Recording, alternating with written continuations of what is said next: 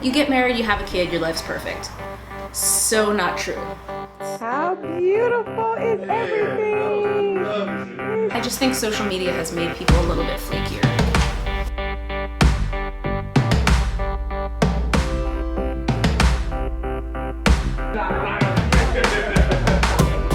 She's trying to scoot so Kamaya can sit down and she can't scoot.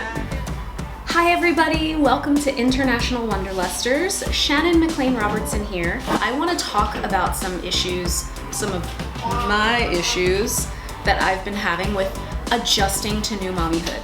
And one of the areas that I've been struggling with, especially in the last, I would say, month or so, has been that sense of isolation that I think not only myself but other mothers often feel. You get married, you have a kid, your life's perfect. So not true.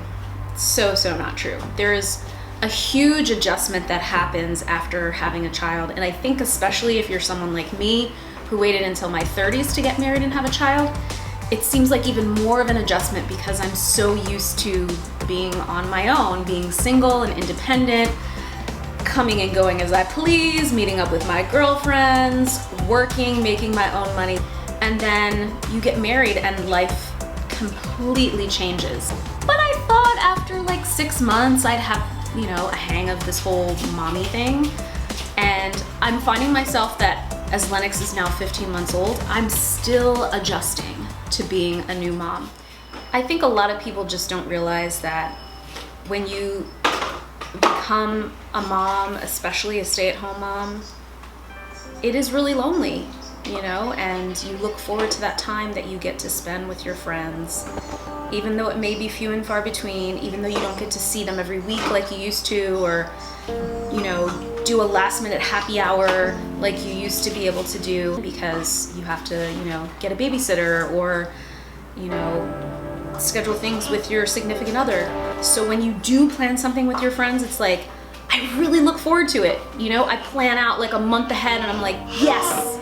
So in the last 2 weeks, I've been stood up 2 times. One time was just by an individual friend, and then the next time was actually at my baby shower by about 10 people who said that they were going to come, RSVP'd yes, and then didn't call and didn't show up. And I didn't really hear anything from them until the next day or the day after that. Because I'm at home all the time with Lennox, as much as I love and adore this little boy, I am really isolated and I don't get to see my friends as often as I used to. So I was really looking forward to having some adult time and catching up with people and just relaxing on a Sunday afternoon. So I was super disappointed that so many people didn't call, didn't show up.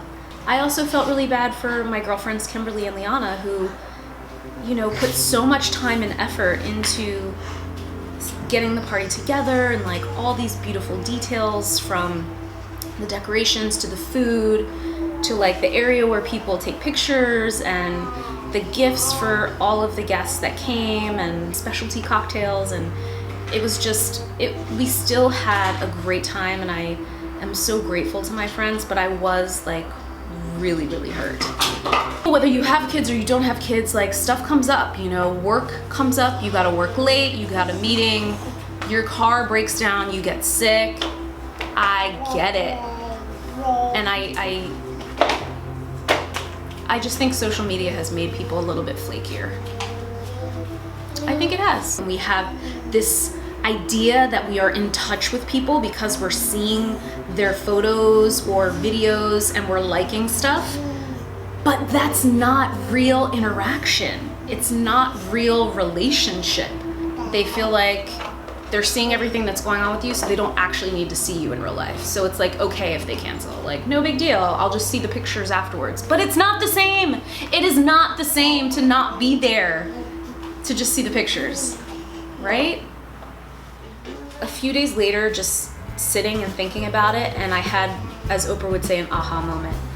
And I think a lot of it has to do with like my issues from childhood, from growing up with a parent who was, abused alcohol and drugs and was unpredictable and would promise to do things and promise to show up, whether it's for, a track meet or a play that I was in or once my parents had separated, come to pick me up for the weekend, and I just wouldn't hear anything. Like, he just wouldn't show up. So I have those really deep-seated feelings of people leaving me high and dry. And I guess I carry that into my adult life. So when people do it to me today, it really does like hurt very deeply, and it takes me back to how I felt when I was a kid. For me, these are my own issues that I need to work through, and I don't want to feel resentful of, you know, people that I care about because they didn't show up. Though at the same time, it's still not okay, and it needs to be addressed. Do you want to say hi, Lennox? Come here. And I'm so excited that my mom is going to be here. Okay, so I looked it up. The 5 love languages are, Baby Robertson is breach. Oh, Lord. Still the baby in the air. Okay, it's fine. Everywhere.